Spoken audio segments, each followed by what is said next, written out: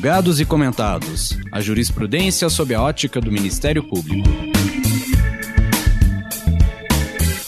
Uma produção Ministério Público do Paraná.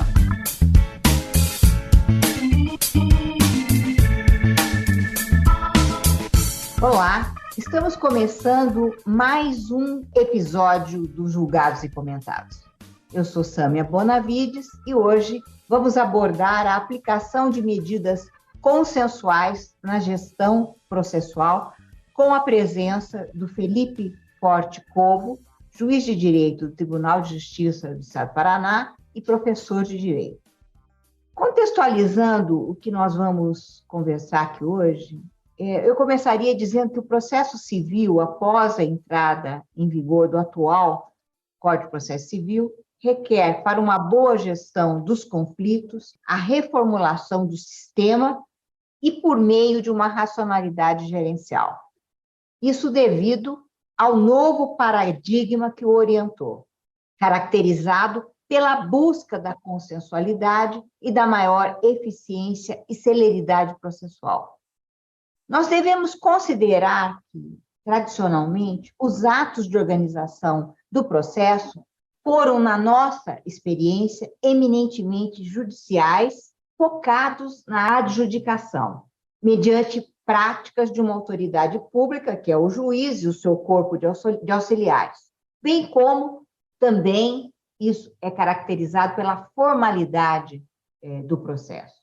Essa perspectiva tem agora que levar em conta a valorização da consensualidade como um paradigma novo, o que provoca, obviamente, o maior protagonismo das partes, diminuindo o protagonismo do juiz. É isso que nós precisamos entender nessa nova ordem e a partir daquilo que embasou a trazida de experiências externas, como dos Estados Unidos, essa nova ordem processual. Então, nós vamos conversar sobre esse gerenciamento consensual do processo com alguém que estudou profundamente a matéria e que está aqui hoje para nos trazer conhecimento importantíssimo a respeito disso, principalmente para quem é interessado, para quem estuda e para quem trabalha nessa nova ordem processual. Felipe, eu gostaria que você se apresentasse. Seja muito bem-vindo. Obrigado, doutora Sâmia. É um prazer estar aqui com a doutora e nesse podcast, cujo público é tão expressivo e de queridos operadores do direito também, e eventualmente até aberto a outros curiosos. Para mim é um prazer poder estar aqui hoje e conversar sobre a minha área de pesquisa nos últimos 10 anos e que inclusive resultou no livro Gerenciamento Consensual do Processo do Juiz às Partes pela Revista dos Tribunais, publicado pela Revista dos Tribunais no ano passado. Eu trabalho, como a doutora já me apresentou, no Tribunal de Justiça do Paraná como juiz, já fui membro do NUPEMEC durante 3 gestões, que é o núcleo permanente de políticas públicas dentro do Tribunal de Justiça para executar as políticas do CNJ na área de consensualidade, solução consensual dos conflitos, e já coordenei 2 centros judiciários de solução de conflitos, CEJUSCs, o maior do Paraná, das varas cíveis do Foro Central de Curitiba, e o outro da vara de família do Foro Descentralizado da Cidade Industrial. Agradeço a presença e me coloco à disposição. Como a doutora falou, é um tema caro para mim, que começa com meus estudos nos Estados Unidos, no meu mestrado, há 10 anos, e finda no meu doutorado na Faculdade de Direito Largo São Francisco, onde eu pude aí ter a orientação de professores que me ajudaram muito na pesquisa, inclusive voltada a esse tema do processo nas suas novas bases, os novos paradigmas. Me coloco à disposição, doutor, para as suas perguntas.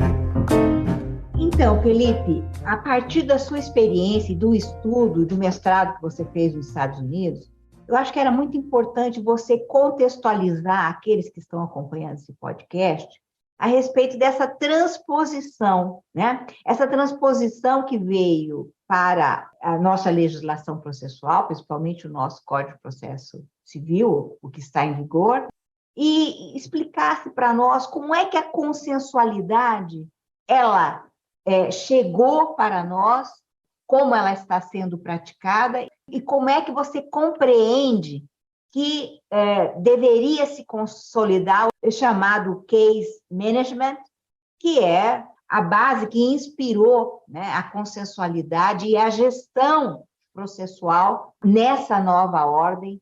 Eu queria que você falasse um pouquinho a respeito disso e contextualizasse os que estão nos ouvindo. Perfeito. A ideia de gerenciamento do processo no Brasil, ela é, pela doutrina tradicionalmente, apontada como uma decorrência da importação do termo case management.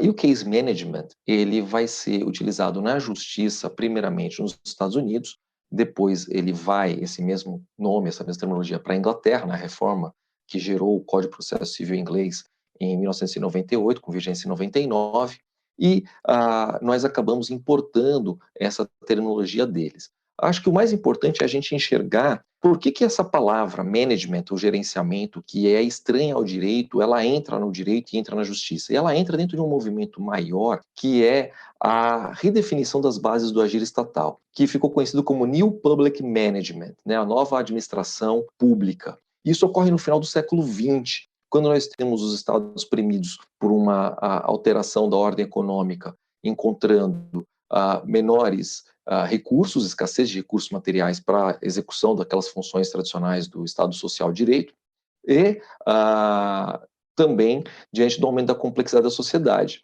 E essa nova característica de Estado fez com que nós fizéssemos uma transformação da legitimação do agir estatal com base na ótica weberiana burocrática, de estrutura burocrática que, portanto, gera atos legítimos do Estado, para uma visão de resultado dos atos do Estado. Os atos do Estado passam a ser legítimos à medida em que eles atendem a uma ótica de resultado à luz das metas desenhadas. Esse resultado considerando melhor utilização dos escassos recursos, uma análise de custo-benefício e até mesmo uma análise de satisfação do público destinatário desse serviço. Essa transformação dessa ótica burocrática para uma ótica de resultado, ela ocorre no seio daquele movimento que na economia a gente chamou de formação de estados neoliberais, no final do século XX, e que veio acompanhada da ideia de eu trazer para dentro dos atos públicos, da gestão pública, mas não só da gestão, mas da própria construção dos atos finalísticos públicos, características da administração privada. Então, eu começo a verificar a necessidade de metrificar os atos públicos, de estabelecer metas comparativas entre agentes públicos que executam a mesma tarefa, e uma análise de custo-benefício temporal e econômica. Isso vai adentrar a administração pública, chegar ao judiciário e à justiça como administração pública e vai transcender e chegar ao próprio processo e organização do processo. E é nesse contexto que a expressão case management, gerenciamento do processo, vai entrar dentro do direito da justiça e vai mudar as nossas novas formas de agir. Então, esse agir gerencial, ele é um agir que eu não posso trazer efetivamente os atos que são praticados nos Estados Unidos ou na Inglaterra para o nosso sistema de forma linear, porque são sistemas diferentes, com características diferentes. Mas essa racionalidade gerencial que está por trás e que ali orientou esses sistemas, essa pode ser trazida e entendida para nós. E isso vai gerar consequências em como nós organizamos o processo. E uma das características principais é a consensualidade como um instrumento de eficiência. A consensualidade se mostra como um instrumento para que eu tenha um processo mais eficiente, quer sob uma ótica de custo-benefício econômico temporal, quer sob uma ótica que a gente poderia chamar de quantitativa, quer sob uma ótica qualitativa, quando eu olho para a satisfação do destinatário desse serviço público, dessa atividade judicial, porque ele se sente mais incluído, mais participador, uma democracia mais participativa, onde ele constrói a própria solução, ainda que essa solução venha por uma decisão judicial. Então, não estou falando apenas de consenso no mérito, que já é objeto de mais estudos há mais tempo, mas estou falando, e agora principalmente, porque esse é o foco principal né, do estudo, o consenso sobre a organização do processo, ainda que esse processo vá resultar numa decisão judicial, porque ela vai ser mais legítima à medida em que as partes construíram o próprio processo junto com o juiz.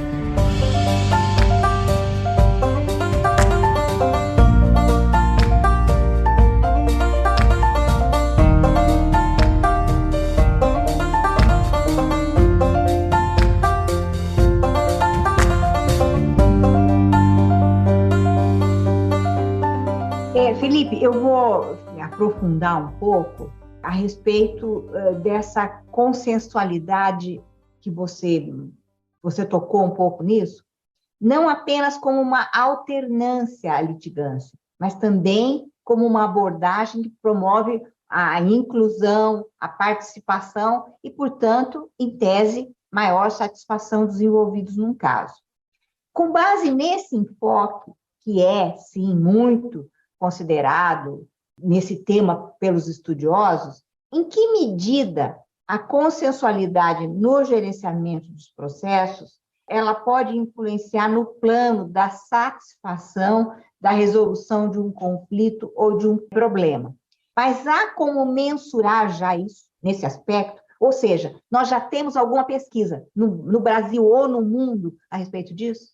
Bom, com relação à consensualidade, como mencionei anteriormente, doutora Sâmia, a gente tem como primazia ainda essa característica mais participativa, e aí nós entramos em teoria do conflito, nós entramos em outros aspectos interdisciplinares até do tratamento da conflituosidade social. A primazia é de uma solução, o que a gente chamaria juridicamente meritória no consenso, né? Então, o que a gente busca é que as partes realmente consigam construir meritoriamente o consenso.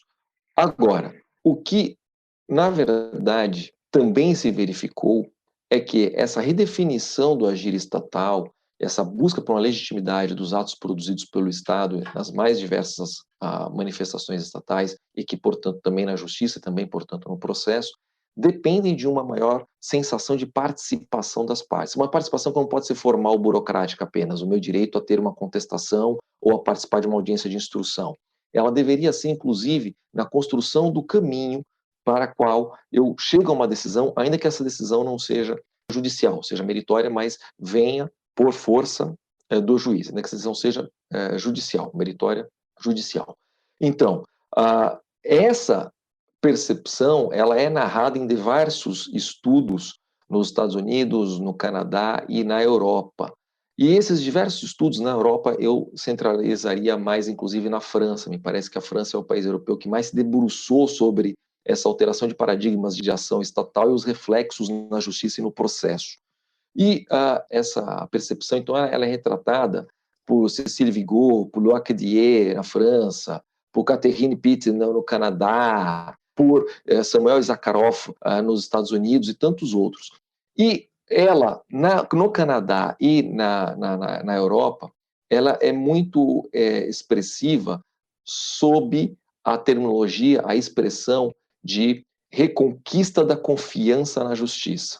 E quando a gente vê essa expressão, reconquista da confiança na justiça, o Canadá, na província do Quebec, fez um Código de Processo Civil que foi contemporâneo ao nosso último Código de Processo Civil. E quando se lê os estudos que discutiam a formação desse novo código e a justificativa para esse novo Código de Processo Civil na província do Quebec, se verifica que um dos objetivos era recuperar a confiança na justiça. E isso se dá, de acordo com o que seriam mutatis mutandis, as exposições de motivos deles e as explicações deles para essa expressão, a busca por fazer o cidadão se sentir mais participando mais efetivamente da construção dos instrumentos para a solução do seu caso, ainda que essa solução seja judicial. Então, me parece que todos os países, e a gente está falando praticamente todo o Ocidente, que sofre os influxos do que é uma economia neoliberal, uma redefinição do Estado à luz desse New Public Management, e, portanto, de uma permeabilidade dessa ótica gerencial em todos os serviços, inclusive na justiça e, portanto, inclusive no processo, comungam dessa percepção de que há necessidade de legitimar a ação estatal com base numa participação procedimental que não seja só burocrática, mas seja efetiva, que eu construa um método pelo qual soluciono meu caso, ainda que a solução no mérito não seja consensual. Sempre friso bem isso, para não se confundir o discurso da consensualidade mérito com a consensualidade do procedimento que leva a uma solução, que essa sim pode ser meritória, pode ser consensual, como pode ser a adjudicada. A gente pega o termo adjudicado numa tradução livre, digamos, do inglês dos Estados Unidos, em que adjudication significa decisão dada pelo juiz, né, e não construída pelas partes. Mas ainda então, quando você pega essas reformas processuais e sistemas, a gente verifica essa percepção de que o que se busca é que a parte participe, por mais seja redundante, né, de forma mais efetiva na construção do procedimento que vai ensejar uma solução. Quer essa solução seja consensual, porque ela pode também construir um procedimento onde ela vai criando parâmetros que vão facilitar que ela chegue numa solução consensual, né, que ela faça um acordo ali na frente. Como, ainda que essa solução no final ela não consiga ser consensual, ela vai ser adjudicada, ou seja, vai ser imposta por um terceiro, vai ser arbitrada, entre aspas, por um juiz. Então, eu diria que há uma percepção nesse sentido. Pesquisas nas áreas de humanidade com características generalizantes são muito difíceis de serem feitas, né? A gente precisa de tratamento estatístico de dados e nós temos inúmeras variáveis que a gente chamaria de fatores de confusão e que prejudicam eventualmente um dado, né, um resultado generalizante que eu possa projetar. Olha, existe uma pesquisa que realmente identifica que na França, ou nos Estados Unidos, ou no Brasil, as pessoas tenham isso, aquilo ou aquela percepção, né? Então, objetivamente, a gente tem essa dificuldade. O que existe são pesquisas qualitativas, em que nós temos basicamente o uso de entrevistas ou a análise de casos que são retirados de um determinado contexto, que se tenta nivelar esses contextos, né, ao máximo possível, se coloca os parâmetros da pesquisa qualitativa, e sim, nós temos vários exemplos já que demonstram, indicam que há uma maior satisfação, uma maior aceitação do resultado, inclusive adjudicado, ou seja, a decisão imposta pelo juiz, quando a parte se sente mais participativa na construção do processo que gerou aquela decisão. Inclusive, eu trago alguma dessas pesquisas no meu livro.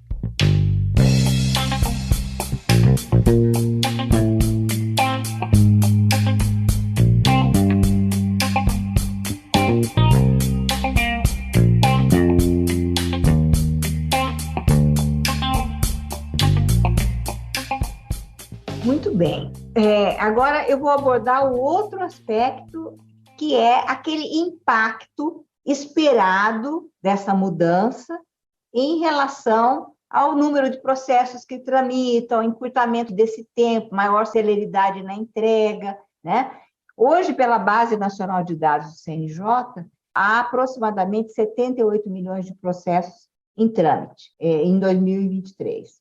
O impacto que você acha que essa mudança, esse processo de cariz consensual, né? Quer ele termine por uma decisão puramente consensual, quer ele termine por uma decisão adjudicada, né? Isso vai atuar positivamente em relação a essa sobrecarga, eu digo, no tempo, tenderemos a diminuir isso ou não, né? Essa adoção dessas práticas consensuais e de uma forma mais próxima daquilo que tem que ser esse gerenciamento do processo, que contribuição, então, pode acontecer por meio desse gerenciamento consensual do processo, numa perspectiva assim, mais próxima daquilo que você entende como correto, no sentido do melhor saneamento processual e da flexibilidade procedimental? Você podia comentar um pouco a respeito disso? Perfeito. Na verdade, gerenciamento é uma expressão, como mencionei no início, que vem da administração. E ela vem da administração para dentro do processo justamente sob uma ótica, inicialmente, de busca de eficiência sob uma ótica econômica, porque é assim que ela se apresenta na administração.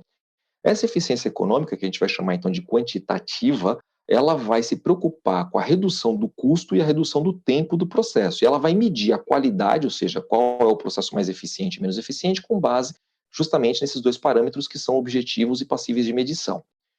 A situação que é muito bem apontada pela doutrina francesa, principalmente por Loïc Cadier, é no sentido de que, no caso da justiça, eu também não posso reduzir o conceito de eficiência legitimadora do agir estatal a simplesmente redução de custo, né, temporal e econômico, ou redução de despesas com o processo e tempo para a decisão final. Porque se eu fizer isso, eu corro o risco de também desvalorizar a justiça enquanto instituição, daquele elemento que lhe é caracterizador, que é a justiça enquanto valor. Então, no caso do processo e do sistema judicial, eu não posso perder de vista um aspecto qualitativo da eficiência. E esse aspecto qualitativo da eficiência, ele não é propriamente objetivo, porque a gente não tem uma métrica objetiva para dizer o que é mais justo ou menos justo. Em grande parte, isso reside numa percepção. E essa percepção, ela é mais importante para os envolvidos naquela solução, naquela decisão, e que no caso do processo são as partes do processo. E aumentar a percepção delas de justiça do processo, ou justiça do procedimento, é uma decorrência dessa busca por uma maior eficiência, então, qualitativa. No caso dito dessa forma, eu tenho que, como diz, né, o ditado popular, um olho no peixe, outro olho no gato. Eu não posso só olhar o ponto de vista qualitativo, como não posso só olhar o ponto de vista quantitativo. Infelizmente, nós ainda somos presos muito no ponto de vista quantitativo, né? Porque a própria criação do CNJ e a atuação que ele faz, e isso se repete também no Centro Judicial Federal Americano, isso também se reverte, né, no Centro Europeu de Pesquisas Judiciais para Eficiência, é muito ainda voltada na parametração objetiva e, portanto, na análise quantitativa e, portanto, na análise de redução de tempo e redução de custo do processo, né? Mas a gente não pode perder de vista essa parte qualitativa. Agora, então, dando o braço a torcer, como a eficiência ainda é primordialmente vista do ponto de vista quantitativo, a gente tem que entender que quando se propõe a consensualidade como um instrumento de maior eficiência, eu estou olhando também e primordialmente pelo ponto de vista quantitativo. Nós estamos falando de um processo que pode ser construído pelas partes com economia de fases processuais, com economia de intimações, publicações, prazos, economia de recursos contra decisões que foram dadas, de organização do processo. Não estou falando só de recursos contra decisões meritórias. Eu estou falando contra recursos, por exemplo, sobre indeferimento de prova, ou sobre análise de competência nos casos em que é possível ter uma disposição sobre essa competência. Então, a consensualidade na organização do processo, o que é o gerenciamento do processo? É a organização do processo, que pode se dar tanto de forma assimétrica, pelo juiz verticalmente determinando naquilo que a gente chama de direção processual e impulso oficial, como pode se dar de forma simétrica, que são as próprias partes construindo entre si, ou elas construindo entre si com o juiz, mas não o juiz impondo, e o juiz sim ajudando a construir um consenso. O que no Código de Processo Civil a gente começou a chamar de saneamento cooperado, que é o saneamento feito na presença do juiz, e era anteriormente chamado de saneamento compartilhado, que ficou famoso, inclusive, numa obra do Gustavo Hoffmann, chamado Saneamento Compartilhado, há alguns anos, na discussão do antigo artigo 331 do Código de Processo Civil, quando se previa que o saneamento fosse feito em audiência, na presença das partes. Isso remete ao modelo de Stuttgart, da Alemanha, isso remete, né, ao modelo austríaco, inclusive, do final do século XIX, do século XX, mas bem, que é o juiz próximo na causa e construindo com as partes a resolução de, por exemplo, questões preliminares, pontos controvertidos, provas a serem deferidas, etc. E o saneamento consensual. O CPC anterior verificou que o juiz, nos volumes de trabalho que nós temos no Brasil, que eu aqui arrisco dizer, sem sombra de dúvida, são os maiores do mundo per capita, per juiz, tá? Não conheço das minhas pesquisas nenhum país europeu, nem norte-americano, que trabalhe com volume de processos e de decisões dadas por juiz, como nós trabalhamos no Brasil, né? Esse processo se mostra muito refratário a ter um juiz que construa com as partes em audiência o procedimento, ou questões processuais, solucione com as partes de forma simétrica questões processuais. E aí foi o fracasso do 331 do CPC anterior. Quem viveu o 331 do CPC anterior, com o saneamento em audiência, viu que o saneamento não ocorria em audiência, que era o riscado da fase procedimental, ou o juiz simplesmente perguntava se as partes tinham acordo ou não tinham, encerrava a audiência e saneava em gabinete. E por isso que o novo CPC, ele já não traz mais o saneamento com a presença do juiz como uma regra. Pelo contrário, ele ressalva que são para os casos mais complexos. Mas ele deixa ali abertas várias possibilidades para o saneamento consensual direto entre as partes, só entre as partes. Isso depois vai ser apreciado por um juiz, claro, vai ser submetido ao controle judicial porque o processo é público. E o processo sendo público, ele está sempre sob uma tutela judicial. Mas as partes constroem esse consenso e o juiz vai ter um alto ônus argumentativo, um elevado ônus argumentativo, para, no caso concreto, argumentar que não vai aceitar algum consenso formado sobre fatos constitutivos, né, e eventualmente modificativos, distintivos ou pontos, né, controvertidos e provas que foram acordadas, vai ter um alto ônus argumentativo para dizer que esse consenso alcançado sobre essas matérias, por exemplo, estão violando em alguma medida o devido processo legal. E isso vai ter que ser feito no caso concreto. Não dá para ser feito de forma priorística. A doutrina nossa tem se preocupado muito em determinar a prioristicamente o que é uma organização processual, ou chamando assim, negócio jurídico processual, mas eu não gosto de utilizar a expressão negócio jurídico processual porque eu acho que ela vai justamente se apegar a esses formalismos de categorização jurídica, é negócio unilateral, bilateral, negócio plurilateral, é convenção processual, é negócio jurídico processual, e a gente se perde nisso, a gente acaba se perdendo nisso e não vendo utilidade prática. A pergunta da doutora foi bem prática, né? A gente se perde nessas questões, então não entro nessa seara, mas o que a gente vê, quando se discute essas organizações consensuais do processo, através desses vários institutos, se perde muito tempo analisando a prioristicamente o que é válido e o que não é válido, o que pode e o que não pode, tá? Quando, na verdade, essa análise tem que ser feita em caso concreto, porque ela envolve devido processo legal, sensação de participação das partes, eficiência quantitativa e qualitativa, que eu não posso analisar a priori, né, para todos os processos. Eu tenho que ver um caso em concreto para ver se aquilo é compatível ou não é compatível. E aí a grande função gerencial do juiz em fazer esse controle, né? Esse vai ser o gerenciamento do processo sob essa ótica, digamos, mais nova.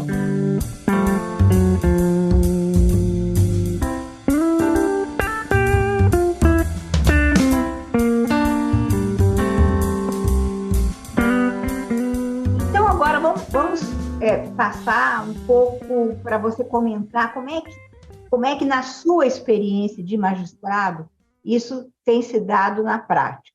Então, vamos falar da sua experiência como diretor de um fórum descentralizado em Curitiba, composto por várias de famílias, sucessões, infância e juventude, juizado especial civil, criminal, e um Sejusc, importante, como você disse, né? Você trabalhou até em mais de um.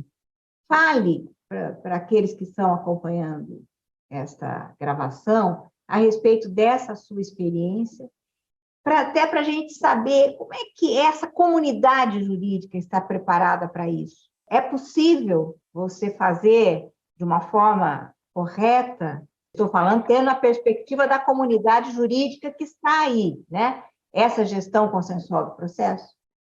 Então, realmente a minha experiência com essa situação, ela vem já de longos anos, em que eu, desde o início das formações das unidades Sejuscs no estado do Paraná, tenho trabalhado com Sejuscs e tive a oportunidade, inclusive, de estar à frente do maior Sejusc do estado do Paraná, que é o responsável por todas as varas cíveis do Foro Central de Curitiba, né? São 25 varas cíveis. O que eu percebi ao longo desse tempo com a minha prática foi que, a partir do momento que você tem um tratamento consensual do conflito, buscando a consensualidade meritória, né? Você vai lá, então, no tratamento consensual, tentar, com aquelas técnicas que são bem complexas, envolvidas na mediação, na conciliação, principalmente à luz da resolução 125 do CNJ, e que são importadas em grandíssima parte dos Estados Unidos, você vai ter a transformação das partes diante do conflito, da percepção delas do conflito. E que mesmo que elas não alcançassem um acordo meritório ao final, elas não voltavam para o processo as mesmas partes que eram antes desse tratamento ou tentativa de tratamento consensual do conflito. E essa transformação não podia ser jogada fora. Eu tinha que aproveitar essa transformação de alguma forma. E eu verificava que essa transformação tornava elas mais permeáveis a se acertarem sobre elementos do processo. Quer provas a produzir, quer discussões envolvendo eventualmente a competência, como eu mencionei aqui no começo, discussões envolvendo até disponibilidade recursal antes da decisão, né? Às vezes as partes compreendendo que, olha, se a gente não consegue chegar no acordo, a gente vai esperar uma decisão judicial, mas a gente vai acordar que qualquer que seja ela, a gente não quer mais discutir depois. A gente não quer recorrer. Quem perder vai aceitar que perdeu, entre aspas, vamos dizer assim. Já que na ótica de uma decisão judicial, muito comum isso ser dito, principalmente, eu faço que me remissão à doutrina francesa, a ideia de que na ótica judicial sempre tem bem claramente um vencedor e um perdedor, né, quando você tem a decisão judicial, e daí a importância do mérito do consenso meritório, né, a gente buscar sempre a primazia do consenso meritório. Mas esse não sendo alcançado, não jogar fora todo o serviço e esforço que foi feito. Até porque os Sejuscs são estruturas complexas, tem mediadores, conciliadores, aí entramos na análise quantitativa, eu tenho gastos do Estado ali, eu tenho perda de tempo, entre aspas, porque eu tenho um processo que tem que se encaixar numa pauta do Sejusc, para só depois ele voltar ao trâmite processual. Então, tudo isso não podia ser desperdiçado porque ia ser ineficiente. Então, eu comecei a ver que as partes voltavam diferente e conseguiam se organizar sobre certas características ou aspectos do processo. E isso fomentou, né, me instigou, na verdade, né, a minha via de pesquisa com relação a essa área. E eu fui buscar, né, como falei no começo, a identificação de elementos sensíveis, reais, concretos, que pudessem ser de alguma forma quantificados, né, e medidos, e colocar isso para os operadores de direito, e que eu fiz com 3 pesquisas, 2 das quais eu trago no meu livro. São pesquisas que não são quantitativas, de novo, pelas dificuldades que se tem de produzir resultados estatísticos generalizantes dentro de áreas de humanidades, mas que mostraram de forma, no mínimo, provocativa, de que os processos que passavam por uma tentativa de solução consensual no mérito eram mais tendentes a sofrerem algum tipo de acordo processual, algum tipo de negócio processual, quer sobre suspensão, quer sobre produção de prova, e, eventualmente, outras situações. E também, numa outra pesquisa, eu chego à conclusão de que os processos em que as partes tiveram oportunidade de um tratamento interdisciplinar, inclusive com a participação da colaboração de cursos de psicologia, de faculdades aqui de Curitiba, as partes tiveram a oportunidade de serem, entre aspas, né, tratadas, ou terem seu conflito tratado por essa ótica interdisciplinar, multidisciplinar, transdisciplinar, com a psicologia. Elas, quando recebiam a sentença, não recorriam. Então, a sentença tendia a ser efetivamente o ato terminal em primeiro grau daquele conflito, ainda que elas não tivessem alcançado o acordo no mérito. Então, foi isso que me mostrou que, sim, nós temos como ganhar eficiência quantitativa, porque eu diminuo atos judiciais, diminuo atos das partes, diminuo atos de secretaria, produzo provas mais eficientes, diminuo recursos. Então, quantitativamente, eu produzo, né, resultados mais eficientes, como qualitativamente, à medida em que a parte sofre uma decisão contrária e não recorre, eu qualitativamente também produzo, né, soluções mais eficientes quando eu trago as partes para construir o processo em forma conjunta, ou pelo menos para oportunizar uma sensação de maior participação na construção do processo que vai resultar numa decisão contra elas. Então, eu diria que essa foi uma percepção minha, mas que, na prática, nossos operadores ainda dormem muito para isso, né? Quer dentro do próprio judiciário, quer fora do judiciário, né? Nós ainda temos o influxo aí de uma formação que ela é muito voltada à adjudicação, né? À solução impositiva pelo juiz, então, a conflitualidade processual, e nós temos também uma dificuldade, como eu quis chamar aqui a atenção ao longo do podcast, de separar a consensualidade meritória da consensualidade processual, né, da consensualidade de um gerenciamento do processo, na consensualidade da construção do caminho pelo qual eu vou resolver essa lide, ou esse conflito, quer seja solução consensual ou seja adjudicada por um juiz.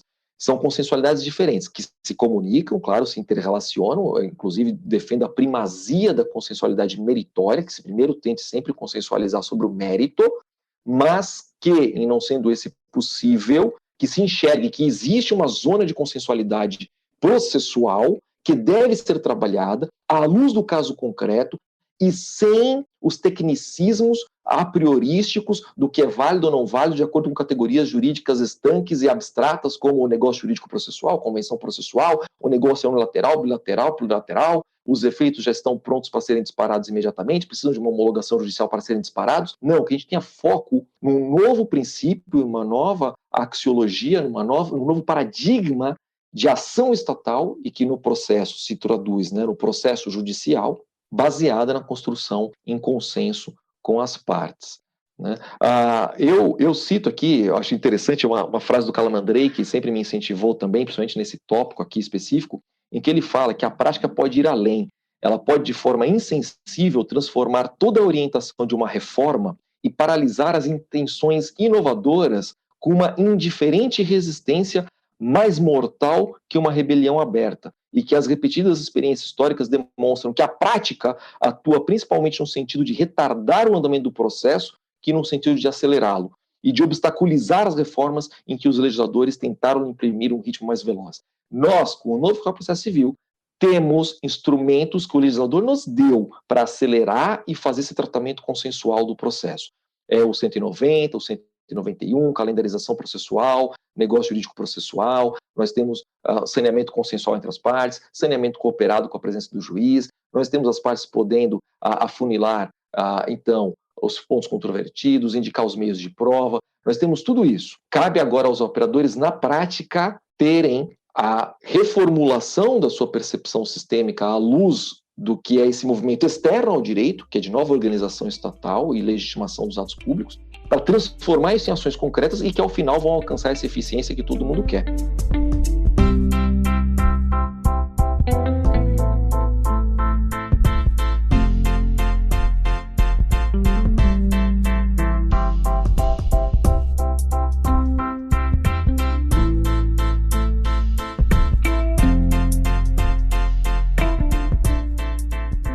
Absolutamente super bem impressionada, estou super estimulada, inclusive, com suas palavras, a clareza, a objetividade, a explicação, para mim foi maravilhosa. Eu sou uma incentivadora, né, das práticas consensuais, mas acho que você traz uma visão aí importantíssima, né, e a resume, né, de uma forma bastante clara para todo mundo entender. Eu acho que, obviamente, nós precisamos dessa mudança de cultura, né?